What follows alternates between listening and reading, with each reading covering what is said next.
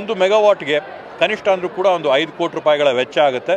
7.3 megawatt ಅಂದರೆ ಹತ್ತಿರ 30ರಿಂದ 35 ಕೋಟಿ ರೂಪಾಯಿಗಳ ಒಂದು ಬಂಡವಾಳ ಹೂಡಿಕೆ ಇವತ್ತು ನಮ್ಮ ತಾಲೂಕಲ್ಲಿ ಈ ಒಂದು ವಿದ್ಯುತ್ ಸ್ಥಾವರದಲ್ಲಿ ಆಗಿದೆ.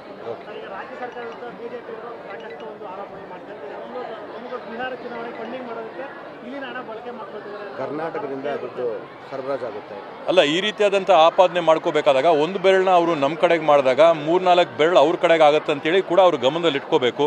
ಕೇಂದ್ರದಲ್ಲಿ ಯಾವ ಸರ್ಕಾರ ಇರೋಂಥದ್ದು, ಆ ಕೇಂದ್ರ ಸರ್ಕಾರ ಯಾವ ರೀತಿಯಲ್ಲಿ ಚುನಾವಣೆ ಮಾಡ್ತಾ ಇರೋಂಥದ್ದು, ಮತ್ತು ನಾವಿವತ್ತು ಕಳಿಸ್ತಾ ಇದ್ದೀವಿ ಅಂದರೆ ಅವ್ರೇನು ಮಾಡ್ತಾ ಇದ್ರಂತೆ ಅದನ್ನು ಸ್ವಲ್ಪ ಸ್ಪಷ್ಟವಾಗಿ ಹೇಳಿ.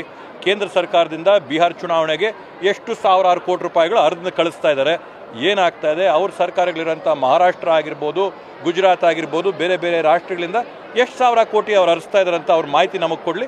ಆಮೇಲೆ ನಮ್ಮಲ್ಲಿ ನಾವು ಆತ್ಮಾವಲೋಕನ ಮಾಡ್ಕೋತೀವಿ.